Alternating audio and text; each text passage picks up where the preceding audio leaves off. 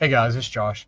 I was meeting with some agents today and we're kind of talking about our certified buyer program where we do a full approval up front. And we got to talking about why that matters.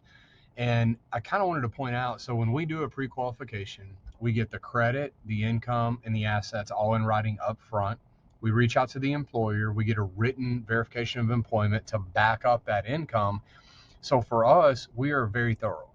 When we do a pre-qualification, they are going to close as structured on time every time, but that's normally not the case.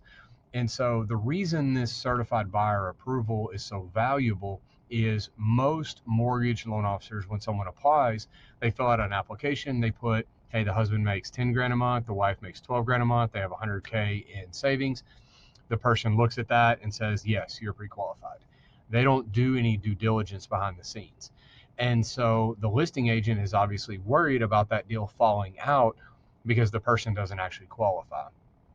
That's the value of the certified buyer program, is that you have that full approval up front. We remove the financing contingency. But I also wanted to give an example that I did with these agents. Is we had a client who was pre-approved by USA.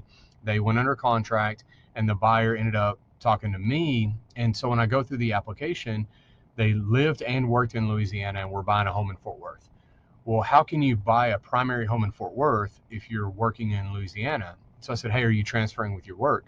No, I mean, they're, maybe, I don't know. And I was like, well, no, like we actually have to know, are you transferring? Because we've got to know where you're working once you're in Fort Worth.